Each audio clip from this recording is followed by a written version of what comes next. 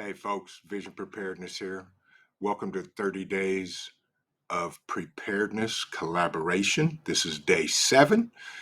And once again, folks, down in the description is the list of all the prepping channels and other folks from the community that are participating in this 30 days of preparedness. As we all know, September is National Preparedness Month, and we're just doing our part to bring you guys some great information, some great tips, and some things you may not have thought of. So make sure you check out all the other great channels that are participating in the 30 days of preparedness here.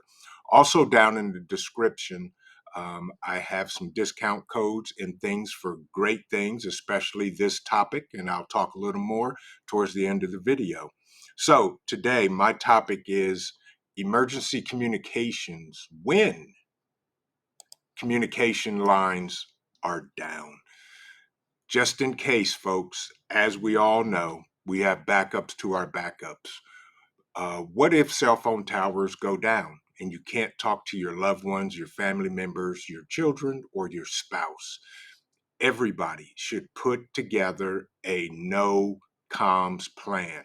What do I mean by that? Is a no communications plan. What do you do? Now, depending on your family, your size, this should be done together as a family so that everybody knows exactly what to do.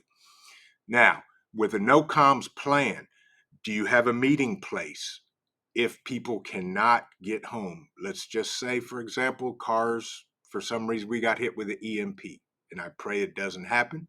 But if we do, how do you get to your family members? What do the family members need to do? Where do they go? Everybody should design a plan for where to meet and how long to be there. And again, have multiple plans on your no comms plan and where to meet. Who's going to pick up who's going to go get who's coming home, who's going to stay home, things like that. And a no comms plan can be as simple as if vehicles are running, I'm going to go pick up the kids from school and come back. If you're at work, I'm coming straight home, or I'm going to go pick up Tom at school while the other spouse or significant other picks up Jane from the elementary school down the street. Put in place a no comms plan. It can be as simple as need be or as complex as need be. But the key is that every family member knows what to do. Write it down. You can write it on a sheet of paper and put a copy of the no communications plan in everybody's backpack, book bag, briefcase, purse, glove box in the vehicle so everybody not only knows the plan, but they know the alternative plans, the alternative meeting places. You can even come up with detailed symbols or markings that you can use. So if everybody goes to meet up plan A, and dad has already been there, but nobody's shown up yet, and he's on his way home, he can leave some type of symbol or some type of cryptic message written either with a Sharpie or rock saying he's gone home or to another meeting place so that everybody knows. Second of all, if cell phone towers go down, we all know that ham radio towers will still be operating. And I have a couple different types right here of ham radios. These are the prepper must-haves, but they're only going to work as good as the equipment you have. Here I have extended antennas on this one. Um, Check and understand the range and how ham radios operate. This happens to be another type of extended antenna on here. This one is an Aubrey, which is a great antenna, 42-inch also. So we've got ham radios. We have FSR radios. Know the limitations, folks, of your gear, just in case. You could have a home base station, which will communicate farther than a handheld.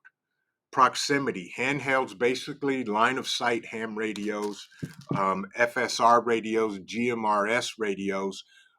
Ultimately, you could have a sat phone. Satellite phones are good as well, especially if there's an EMP. Satellites aren't going to go down, but they can be costly and expensive. And again, stay within your budget. Put together comms that everybody can use and everybody knows how, and know their limitations, folks, because ham radios, although they're great to use, they have their limitations. And again, we all know, um, with a ham radio, you have to have a license in order to transmit, but they're also good for listening, for gathering information. You could have NOAA weather radios with you as well. You can program your ham radio to your local NOAA weather station and listen for that, as well as any type of emergency broadcast message that may come across ham radios. But again, folks, you need a license to transmit on a ham radio. Now, in an SHTF event, all goes out the window.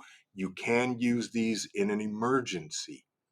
But in SHTF, communicate across them, and have a plan when to use them and when not to use them. That's why I highly stress having a no communication plan in writing with your family, and every family member has a copy. Now, down in the description, one of our affiliates, hamprepradio.com. They're a great source for studying if you want to get your hams radio license. And they were so gracious to us for over a year now. They have given us a coupon code. If you use the coupon code VISION20, they will give you 20% off of everything you purchase. They have steady material and they guarantee you to pass the ham radio test. So they've been very gracious with us and have worked with us in giving us that coupon code. Again, the coupon code is Vision20. It'll be down in the description for those of you that are interested in actually getting your ham radio license. So that you can transmit with your group, with your family, with your people over ham radios, just testing and putting plans in place. But again, folks, when communications are down, cell phones are not working, you have to have a plan in place. And I hope this gets everybody thinking about putting together a no comms plan for your family and your loved ones so that everybody knows what they're doing in a case all cell phone towers go down. First of all, it will help you stay calm and you will be able to execute your plan, and hopefully everybody stays and gets home safely. Once again, folks, I want to thank you for joining me for day 7 of this preparedness collaboration, 30 days of September. This is Vision Preparedness. God bless everybody, and we'll see you in the next video.